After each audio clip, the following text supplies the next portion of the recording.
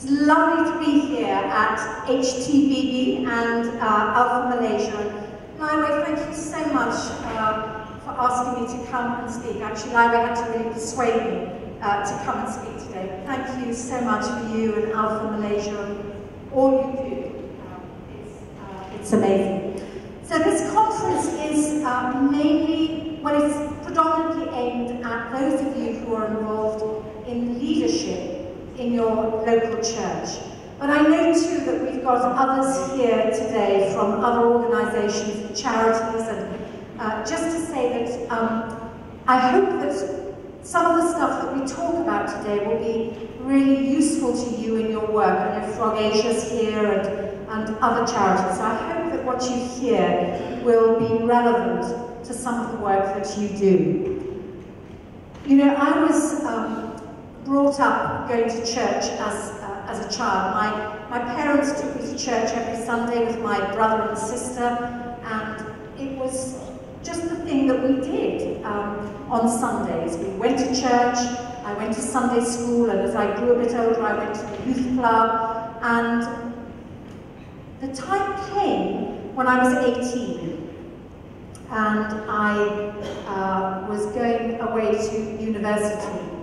And it was at that stage that I made a decision that I never wanted to go to church again, because I couldn't see the relevance of God in my life.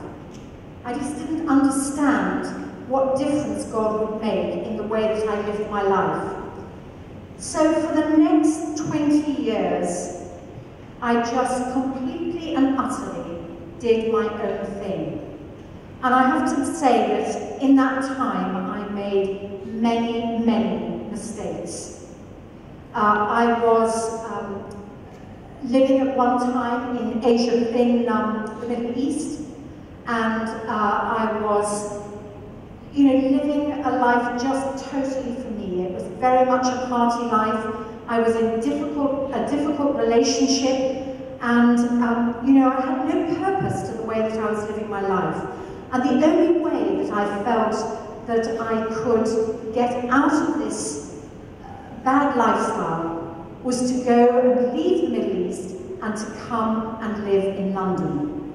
Now, I'd never lived in London before, and I was headhunted to come and work actually with Rupert Murdoch. He was involved in setting up a new division at News International, and I was asked to come and head that up. But I found living in London really difficult. It's probably a little bit like KL. It's a huge, lonely place. And I found it very difficult to find where I belonged, what community I was in, making friends, and especially because, my past life had slightly, I was disappointed in the way that my life had turned out. And I didn't quite know how I was going to get through the next few years. And I was playing tennis one day. I love playing tennis, and one Saturday I was playing tennis, and I met a girl, and she was a Christian. She was the first Christian that I had met in 20 years. And that shows you the type of lifestyle that I was living. And I was telling her my trouble of trying to find how I fitted in London. And she said, maybe what you ought to do is come on an Alpha course. Now, there was one Alpha course running in the entire world at that stage, and it was running at an Anglican church called Holy Trinity Brompton in London. And she said to me, why don't you come along? She said, you'll get a great meal, and you can see I enjoy eating. She said that you will make some nice friends, and then you'll hear a talk. And she said, I promise you, if you don't like it, you never have to come back, and nobody's going to chase you up, and you feel free just to come along and see if you like it. Well, I was thinking to myself, why on earth would I want to go to something that's happening in a church? I've got no interest in that, so why would I want to go? But you know, she had made it easy for me. She was a friend, or she was becoming a friend, and I liked her and respected her. So I thought I would go along to that one evening. That evening happened to be the very last night of the Alpha course, the night when often there's a bit of a party and everybody who's just been on Alpha invites their friends to come to see whether they would like it and whether they would come on the next course. So I went along, and she was right. We had a great meal. I met some nice people. And then somebody called Nicky Gumbel got up to speak. And in those days, he spoke on a topic, Christianity, boring, untrue, irrelevant, question mark. And I seriously did not like what I was hearing. I think it was just such a shock to my system, having been so far removed away from the church. And so at the end of the evening, I not only said to my friend Jean, I don't want to come back again, but I said to her, in fact, I'm so not interested. Please don't ever mention it to me again. And that's how I thought it was going to be. I thought I'd got away with it. But a few weeks later, I was coming out of my house where I live, and across the road was my neighbour. She was a young girl. She and her husband had just had a baby, and I went across to congratulate her. And at that point, she burst into tears.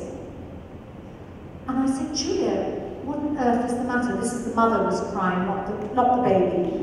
And I said, Julia, what on earth is the matter? Why are you so upset? This should be the happiest time of your life. You've just got this new baby. And she proceeded to tell me that she had found out on the day that she'd given birth to her baby that her husband had been having an affair with his secretary for the whole previous year. And to be honest, as you can imagine, her life was in turmoil. And I felt so sorry for her. And, you know, just coming from my past and lack of trust in relationship, I wanted to help her. And I said, Julia, don't worry, you know, your friends like me, we're going to come around you, we're going to help you, we're going to get you through this period. So please, please don't worry. And she just looked at me and she said, Trish, you're just like all my other friends. You just like parties and a good time, and you're not going to know how to help me to get through this. And I just looked at her and I felt so sad. And then I heard coming out of my mouth, Julia, maybe you should do the Alpha course.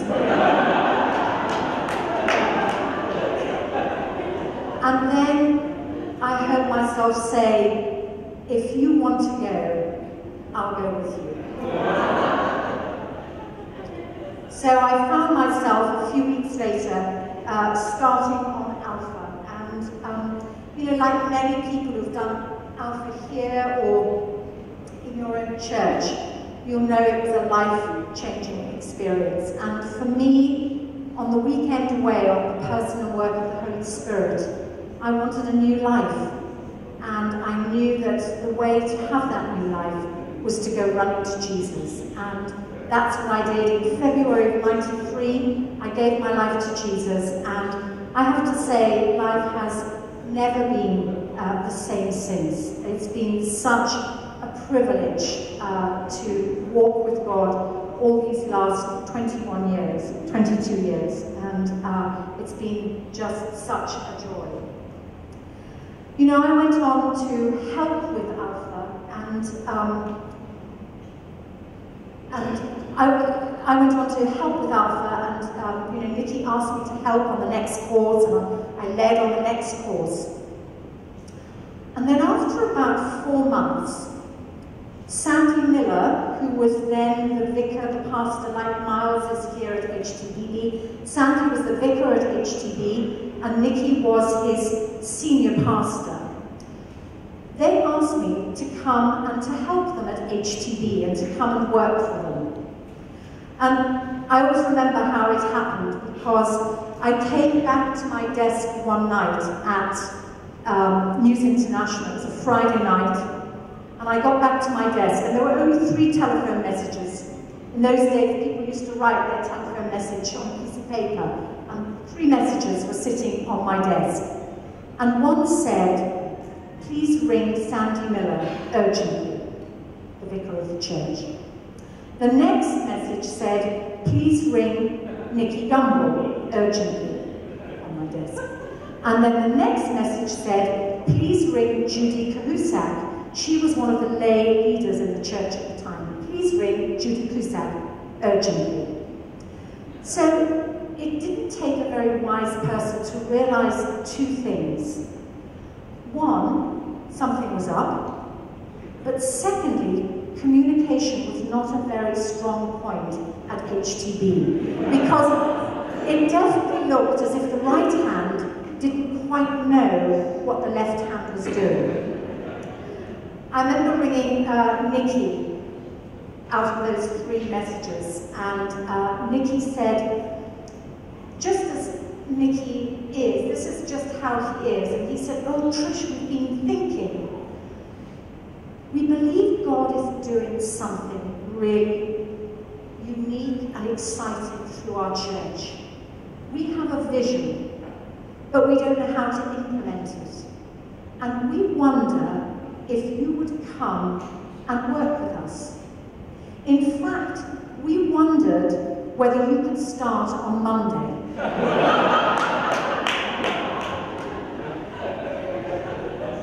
So you can imagine the laughter that we had over that. And you know, what I noticed over the next 6 months, because I was perfectly happy, I thought I was perfectly happy in the job that I was doing. You know, I had a good job, I was a director of News International, I had, you know, all the perks that so many of you know that you have in the secular world. And, but over the next 6 months, 2 things happened. One was, every time I saw Nicky, he would ask me when I was going to give up my job and come and work for him. I would be in our bookshop in the church, and I'd just be taking a book down off the shelf, and whose face would appear when I took the book off the shelf? But Nicky's face would be there saying, "When are you going to give up your job and come and work for us?" I would just go round the corner of the crypt where our church is. Behind the pillar, I'd find Nicky, and he would just say, "When are you going to come and work for us?" But more importantly, the second thing happened. God began to speak to me, and God began to give me a vision for the local church. I think I felt so privileged about what I had heard on Alpha, that God gave me this vision that what if this could spread, and every church could have an opportunity to reach out to their local community, to people who, like myself, you know, 6 months earlier, didn't know who Jesus was in their life. So in April of '94, I joined the staff at HTB. And I remember clearly my very first day there. They had been expecting me for about 3 months. And I arrived, and we have a big car park where our church is, and I arrived into the car park. I think I was quite early. It was late for me, given News International hours, but it was, you know, about 8:30 in the morning, and there was nobody around. And then eventually I saw a man coming across the car park, and he had a hammer on his back. It turned out later that he was head of maintenance. And I went up to him and I said, "Excuse me, I'm starting work here today. My name's Tricia," and he said, "Oh, yes, don't worry," he says, "we've been expecting you." He said, holding his hammer, "I'm just going off to build you an office."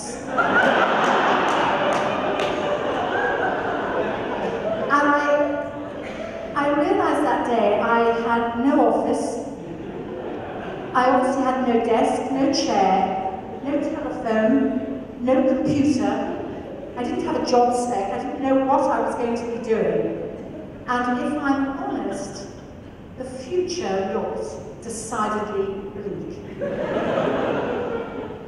So, the title, eventually we've got to it, the title of this talk is Vision to Action. And what that really means is, how do you make the vision happen for your church? And what are the effective steps for making that happen?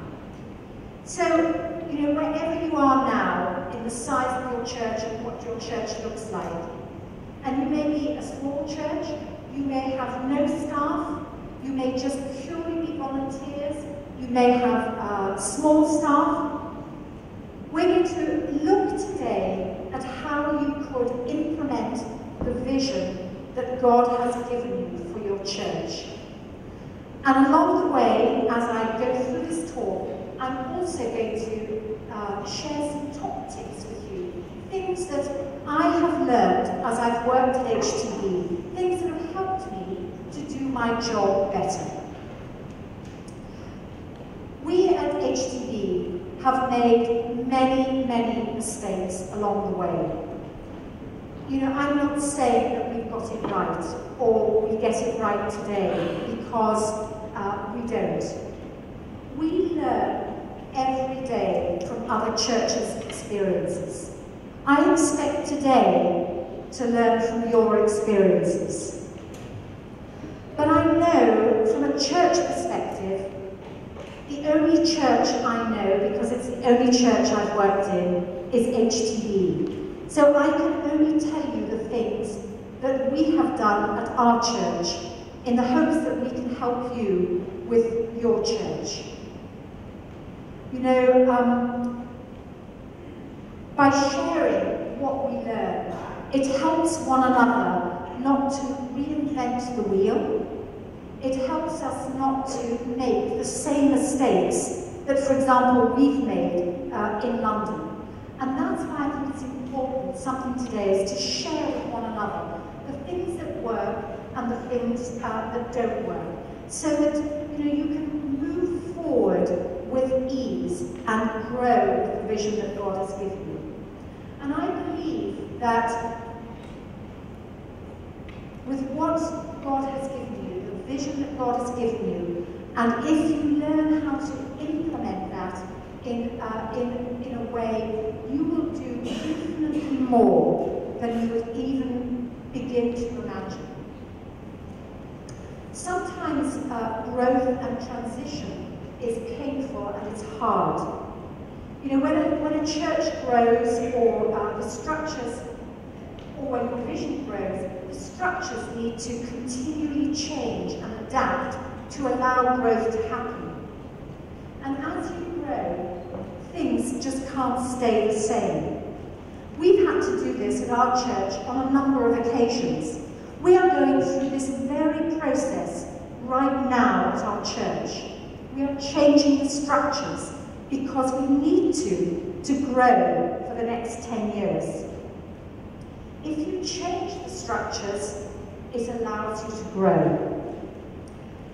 The first thing that you need to have is you need to ensure that you have a vision that God has given you for your church and for your local community. Ours at HTB is to play our part in the evangelization of the nations and the transformation of society. Once you know what that vision is, then there are 5 areas that I think we need to address to really make that vision a reality. We need to put leadership structures in place. We need to cast the vision. We need to build a team. We need to work together, and we need to keep going. So first of all, leadership structures in place. You need to have the right leadership structures in place to allow growth.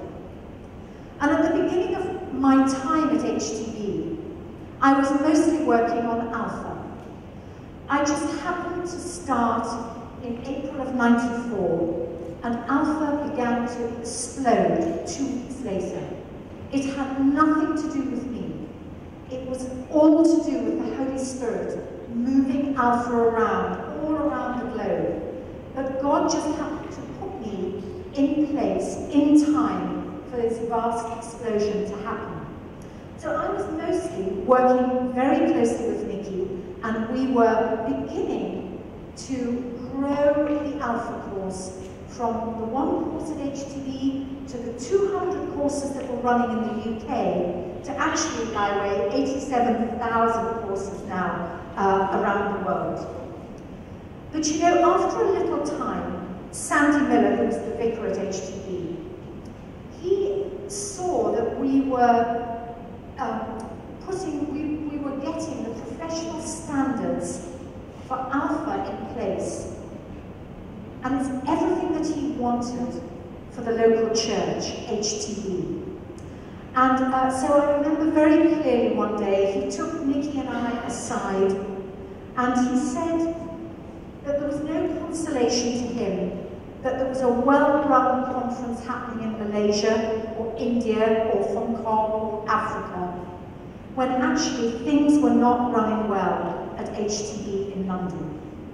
And he said that we needed to put a new leadership structure in place over everything that HTB was involved in. HTB was involved in 2 main areas. One was the local church, and secondly, it was the global ministry of Alpha. And he said we need to put a structure over both of those areas so that we work on the same things together. And so how he did it was he formed a leadership team of 3 people. It was Sandy Miller. He was the vicar. He was the driver of the vision. And that was his key role, to really help us to understand what the vision was for our church. Nikki was the second person on that team. And he was the practitioner. He was the person who was able to do really everything, and he was involved in all of those areas. And then Sandy asked me if I would come and join that leadership team, and I was to be the implementer. I was to be the person who took the vision that Nikki and Sandy had and tried to make it happen. I was the person who put the people in place, the structures in place, the strategy in place to make it work. And Sandy, Nikki and I were the leadership team over everything that we did. And we would meet every day, every week, as a leadership team. When Sandy left, about 7 years ago, he left and Nikki Gumbel took over the church. We needed to restructure again. And this is the way that we restructured. Given the fact we are just about to restructure, but I'll tell you where we are at the moment. And this is the structure that we put in place when Sandy left and Nikki took over. We have 4 main leadership groups. And I recognize these won't necessarily fit with your churches, but they may give you an idea of what you should be doing within your church. The first is we have a PCC. We are an Anglican church, and so we have a lay leadership called the PCC, Parochial Church Council, and those people are voted in by the congregation. And that group meets regularly, and they are involved in all aspects of the local church. That group is all about friendship. And the way that we do it at our church is before any formal meeting, the PCC meet together and they eat together and they have friendship and fellowship together before going into the formal aspect of the evening. And it's important as well to raise the sights of that PCC, that lay leadership group of the church. Instead of them being involved in what colour to paint the toilets, we would involve them in the formation of a new Sunday service, or should we change the worship at HTB? It was the bigger issues of the life of the church. The PCC is headed up by the church warden, and the church warden would meet regularly once a week with the vicar of HTB. The PCC would then delegate the day-to-day running of the church to a management team. The management team is the second structure, leadership structure that I would have put in place. That team is headed up by Nikki Gumble. And that management team is the team that really replaced the original team in the early days of Sandy, Nikki, and myself. And that team was made up, there were 4 of us on that team. Miles was on that team when he was at HTB, and he was responsible for the parish church. I was on that team in that meeting because I was responsible for the growth of Alpha around the world. One of my colleagues, Rebecca, was on that team. She was responsible for all the operation and the undergirding of everything that we do. And then Roz, who was Nikki's PA, was also on that management team meeting. And we would meet once a week, and we would go through the day-to-day activity that needed quick decisions made. And we had been empowered by the PCC to do that. Miles and Rebecca and I were also on the PCC, or we were in attendance at the PCC. So there was no disconnect between what the PCC was saying and the day-to-day management group of the 4 of us who were running the church. The third leadership group that Nikki has under him is called the Ministry Heads Team. Nikki chairs this once a week, and in that team are all the key leaders of the different aspects of the ministry of the church. So Miles would have been there. He would represent all the curates, the ordained people on the staff. I would be there because of Alpha. Rebecca would be there because of the central services and operations. Prayer, Greg would be there because of prayer. The worship team were representing there. Every different aspect of the ministry of the church would be there, and we would meet with Nikki once a week. That was a meeting where there were big picture discussions taking place. We would discuss no major change would happen at HTB unless it had been discussed in that grouping. We would pray together as a team, and we would, again, it was all about friendship and support. And Nikki said he would put in that room all the people he would want to ask their individual advice on if he was trying to make a decision. But rather than going to each of them individually, he wanted them all in the room together so they could hear what everybody else had to say about the issue that Nikki was raising. And then fourthly and finally, we have the pastoral leaders. We call them the Connect group leaders now. And this group is really at the heart of the church. They again are lay leaders in the congregation. Their job is to run the small groups. And we have something like 100 or more small groups, the size of 20 to 30. And they would look after these small groups. And these people would be key to the church because they are looking after clusters of the congregation. And Nikki would meet with the leaders of those Connect groups 6 times a year, and he would drop anything if any of them wanted to speak to him, because they needed to be connected in with Nikki as the church leader. So the second area is casting the vision. You know, when I joined HTB, I thought everybody was going to have the same vision that I knew that Sandy and Nikki had about Alpha and rolling that out, giving it away. That's all I ever heard from Sandy and Nikki, is that everything that God has given us, we need to give away. But I realised on day one, after my rather disastrous first meeting with Michael Anderson, the maintenance man, I had a delegation of visitors coming to see me. And it turned out they were from the finance department. Now, I've got nothing against the finance department. They do a brilliant job. But they came to see me to say, thank goodness you have joined the staff, Trish.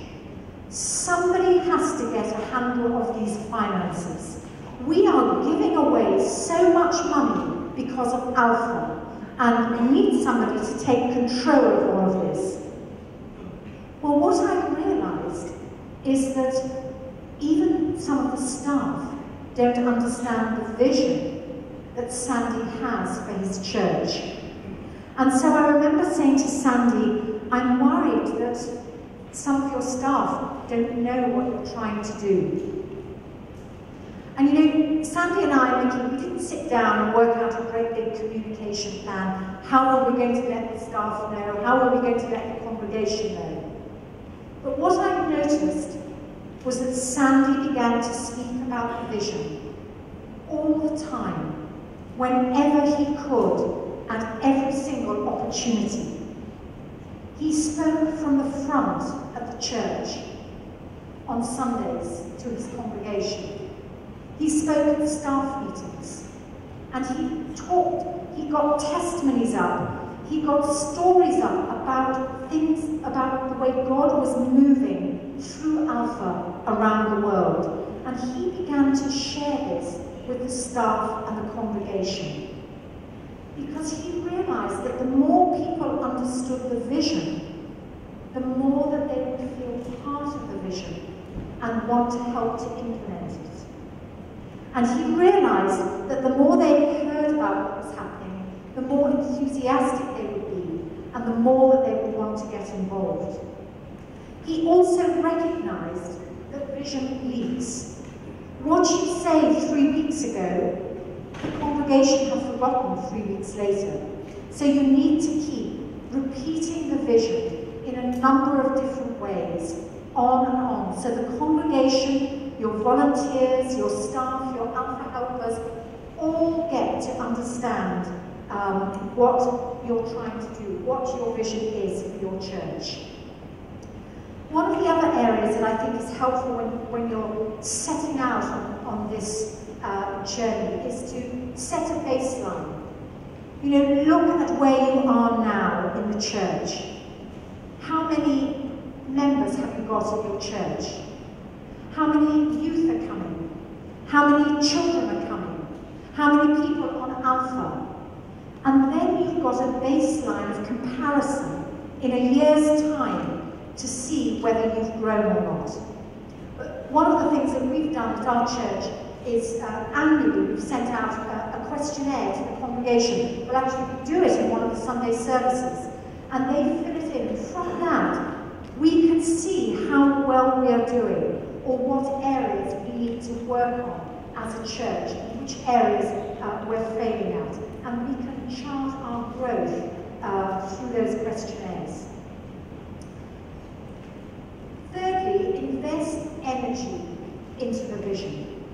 You know, once you know what your vision is, and you've put your strategy in place to achieve it, it's important then to remain focused and ensure that everything that you do aims and goes towards the vision that you believe God has given you.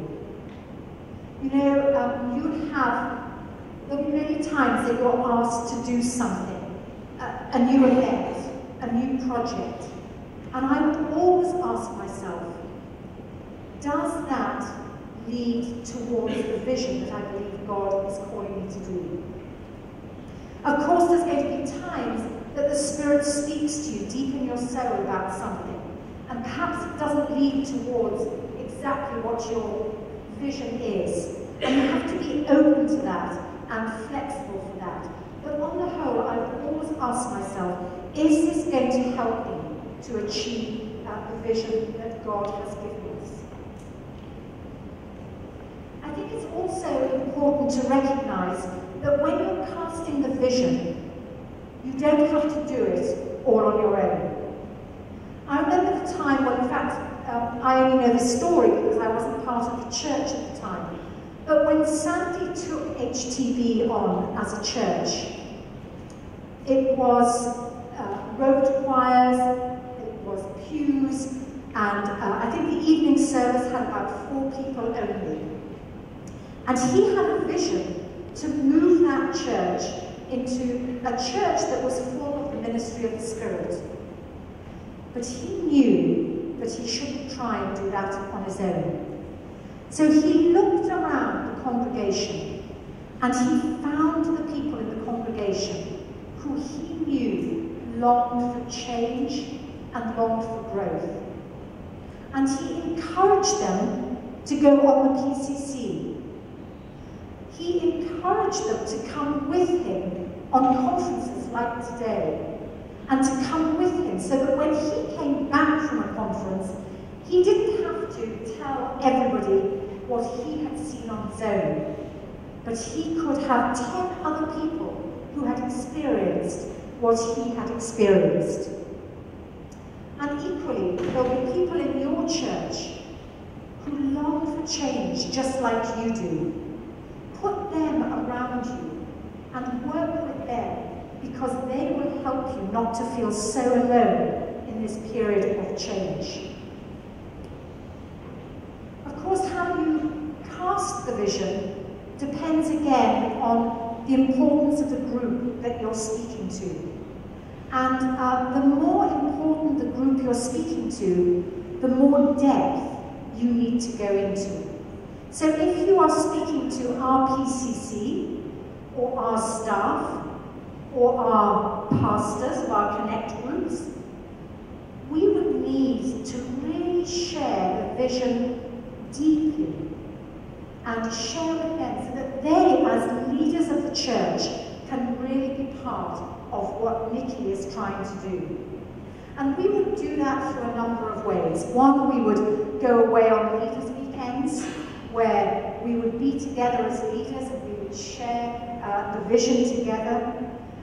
Nikki, as I mentioned, will meet with the pastors of the Connect groups 6 times a year, and he will share what is happening within the church, what he sees as happening with them, so that they can impact the people who are in their Connect groups. Nikki and Pippa, amazingly, any free nights they had, they used to have dinners at their house, and they'd invite members of their congregation, key members in, so that they could share the vision with them. We're fortunate enough to have a large staff. Every Tuesday, we meet together as a staff, and we pray together, we worship, and then we hear what God is doing through our church all around the world, so that we hear, what the vision is and how we can be part of that. And I think, personally, that's really important for those members of staff who perhaps are working behind the scenes. There'll be a lot of people who've worked behind the scenes for this conference. They don't manage to come on the front and speak, to lead worship or to pray. But their role is so important. So when we have a staff meeting, it's wonderful to involve them so they can hear all the work that they've been doing behind the scenes and just the fruit of what's happening as a result of the work that they've been doing. Nikki, also, we at our church do a vision day. Actually, we do it twice a year at our church. We link it with gift day, so one Sunday it's Vision Sunday, and the next week it's gift day. And we do that twice a year. And of course, there are lots of other ways that we can get the vision out, through web, social media, and of course Dan is going to be doing a session this afternoon about how to use the web and social media to really impact your vision. Let me give you my first top tip, my first working top tip. Put a stake in the ground. And what I mean by that is, if you are planning a project or an event, like you're going to run Alpha and you've never run it before. Put a stake in the ground as to when you're going to start, even if you're not prepared, but do that as early as possible. Do it whether you're prepared or not, because putting a marker in the ground will help you to move towards that date. So putting a stake in the ground. Now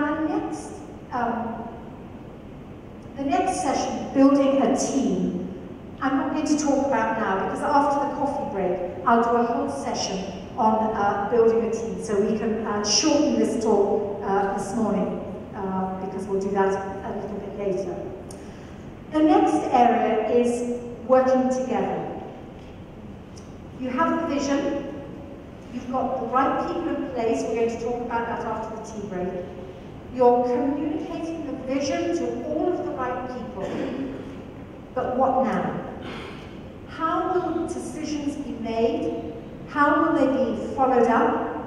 How will they be communicated? Much of that will be done through meetings. Meetings with others who are involved in the project. They will be taking ownership together on what you're trying to do. And people need to understand what their individual roles are in the bigger vision, in the bigger project that you're planning. I remember when I first started at HTB, Nikki asked me if I could just, Sandy asked me if I could just get involved in something called, we did something called Parish Day. It was a day when all the congregation got together, they ate together, they had picnics together, there was fun for the children, there was fun for the young people, there was great community. You probably do that every day in your church here in Malaysia because you're very good at community and eating together, but we don't do that in the UK. So this was a sort of annual event, and Sandy said to me, will you get involved? What I noticed, there were 6 people working on this project, but they were all working in their own silo. They hadn't met together to talk about it. And the person who was in charge of catering was organising the catering. The person who was organising the children's games was organising the children's games. And that's how it went on. They were all working individually, but not together. And so the first thing I did was I got a meeting called together, and we spoke together about what was the vision of this day. Because I wanted them to own the big picture. And then they could understand what their individual roles were as part of this big picture. And so we brainstormed together what we were trying to do. We worked together how we would market the event. And then we appointed one person to be the person who held the reins for this event. And their job was to pull the team back together every now and again to see how the progress was going towards the actual event happening.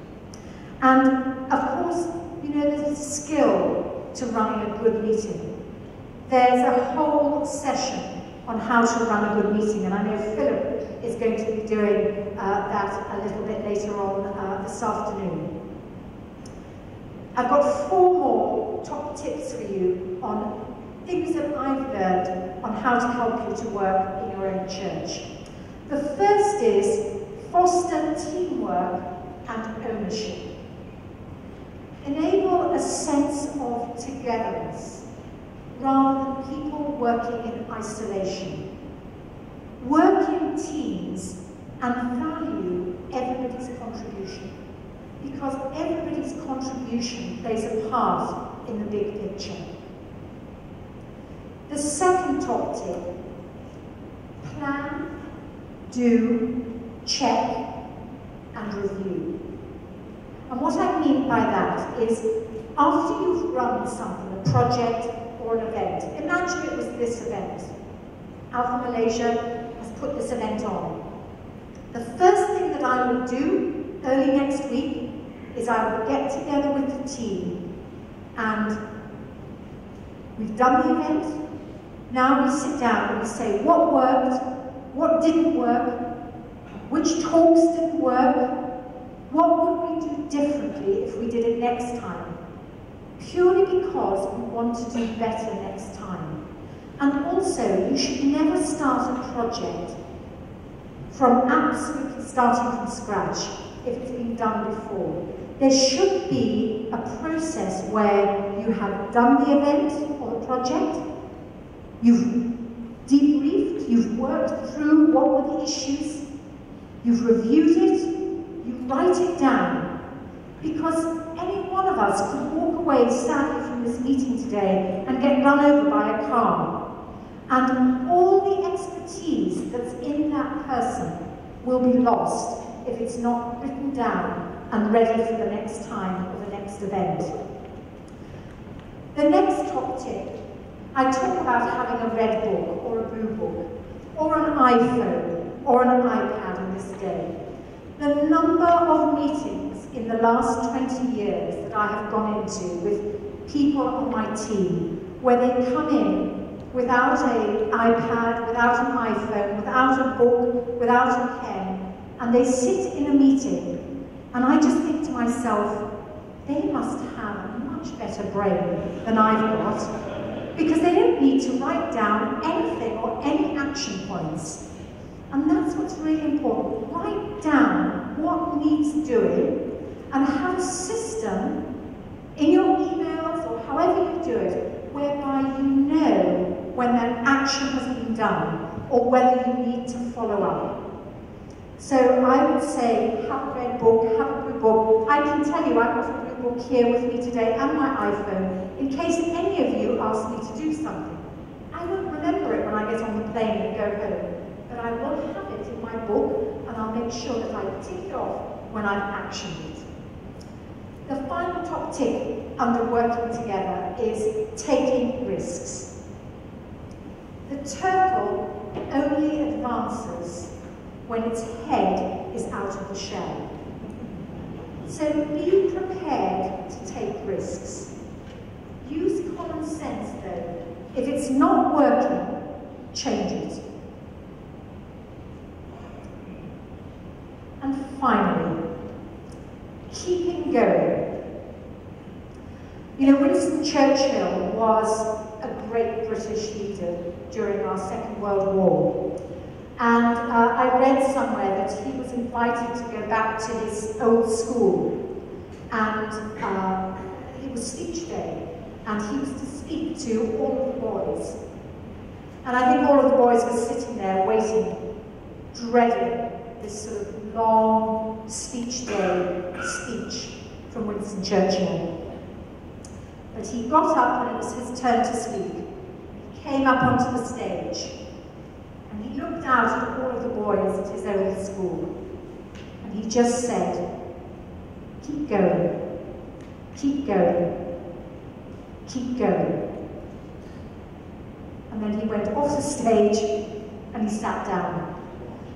Well, I can guarantee that no boy in that school forgot his talk that day.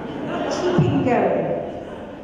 And you know, sometimes we are all so busy and we're so tied up in the day-to-day busyness of just life and stuff and all that is happening in our church that we actually forget what it's all about. We lose sight of what our vision is. And I know sometimes I can, you know, experience that. I am so busy with my to-do list and my action list that I forget what it is that God has called me to be part of. And I have 4 things that I would just say to help you to keep really at the heart and center of what you know God has called you to do. First is to step back and get a broader view. You know, I hope this conference today is going to help you a little bit with that.